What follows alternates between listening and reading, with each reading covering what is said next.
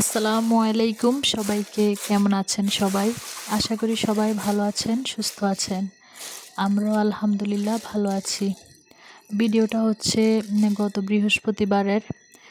৩-৪ দিন খুবই ব্যস্ত ছিলাম, যেহেতু ছোট ভাইয়ের বিয়ে ছিল, আমার কাজিন আর কি। তো সবার ভিডিও কিন্তু দেখতে পারি নাই, কারণ হচ্ছে গ্রাম থেকে আমার অনেক কাজিনরা আসছে আর কি। তো সবাইকে কিন্তু একটু সময় দিয়েছি, কারণ মোবাইল তো সবসময় মোবাইল নিয়ে ব্যস্ত থাকি। আর আমার যে কাজিনরা আসছে, তো অনেকের সাথে কিন্তু অনেক বছর পর, প্রায় ৫-৬ বছর পর আর কি আমার দেখা হয়েছে। তো সেজন্য মোবাইলে একটু কম সময় দিয়ে তাদেরকে একটু বেশি সময় দিলাম। সবাই মিলে অনেক আনন্দ করলাম এই কয়েকদিন। তো আজকে আর কি বাড়িতে আসলাম। তো বিয়ে বাড়ির গায়ে হলুদ বা বিয়ের কোনো ভিডিও আজকে শেয়ার করলাম না। কারণ এত ফটো তুলেছি, তারপর ভিডিও করেছি, কোনটা মানে কিভাবে কি করব এখন মাথায় আসছে না। শুধু আর কি একটু অ্যাক্টিভ থাকার জন্য ছোট্ট একটা ভিডিও শেয়ার করেছি। যেদিন আর কি যাবো আর কি ঢাকায় বৃহস্পতিবার, সেদিন আর কি তাড়াহুড়া করে আর কি শুধু যে দুপুরে খাওয়া-দাওয়া করে তারপর আর কি বের হবো। সেজন্য শুধু আমার হাসব্যান্ড আর কি অনেকগুলা গরুর মাংস নিয়ে আসছে। কত কেজি নিয়ে আসছে বলতে পারবো না। তো ওইগুলো আর প্যাকেট করি নাই। যেহেতু এক জায়গায় যাবো, জামা কাপড় সবকিছু তো ২ দিন আগে থেকে গোছানো শুরু হয়েছিল আমার। তো এইভাবেই আর কি মাংসের প্যাকেটটা ফ্রিজে রেখে দিয়েছিলাম। আর মগজ নিয়ে আসছিল, তো ওইটা আর কি শুধু ভুনা করেছি।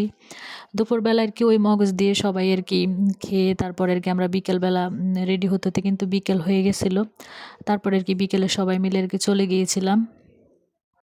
আমি কিন্তু সংসার ছেড়ে বেশি একটা বেড়াতে পারি না, বা আমার বাবার বাড়িতেও যেতে পারি না।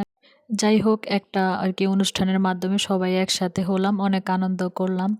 এখন নিজেকে আর কি একটু হালকা মনে হয়েছে। আসলে এক জায়গায় থাকতে থাকতে কিন্তু আমাদের সংসারের প্রতি কিন্তু একটা অনীহা চলে আসে। কাজ করতে মাঝে মধ্যে কিন্তু ভালো লাগে না। তাই মাঝে মধ্যে কিন্তু বেড়াতে যাওয়া উচিত। আমার এত বড় ফ্যামিলিতে যেহেতু আমার শ্বশুর-শাশুড়ি আছে, বাচ্চাদের স্কুল আছে, হাসব্যান্ড যেহেতু দেশেই থাকে, তাই চাইলেও কিন্তু আমি বেড়াতে যেতে পারি না, বা আমার বাবার বাড়িতে কোনো প্রোগ্রাম হলে কিন্তু সহজেই যেতে পারি না। আর এটা যেহেতু ঢাকার মধ্যেই ছিল, সেজন্য আর কি যেতে পারলাম। আর এই ৩-৪ দিন কিন্তু অনেক আনন্দ করেছি আর মজা করেছি। তো আমার ছেলে-মেয়ে কিন্তু আজকে রয়ে গেছে, আমি আর কি চলে আসছি। তো আশা করি যে যেখান থেকে আমার ভিডিওটি দেখছেন, যদি আমার ভিডিওর কোনো অংশ আপনাদের কাছে ভালো লেগে থাকে, প্লিজ একটা লাইক দিবেন।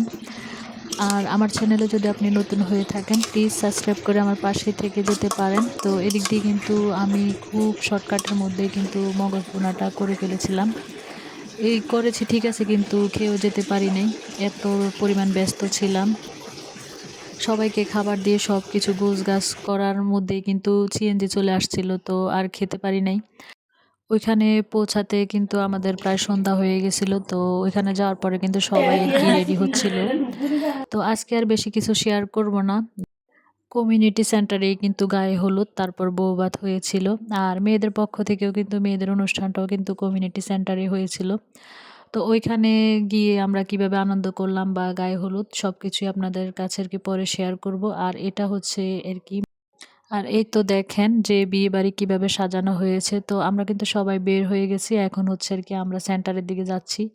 তো সবাই ভালো থাকবেন, সুস্থ থাকবেন। আজকে এই পর্যন্তই। আল্লাহ হাফেজ।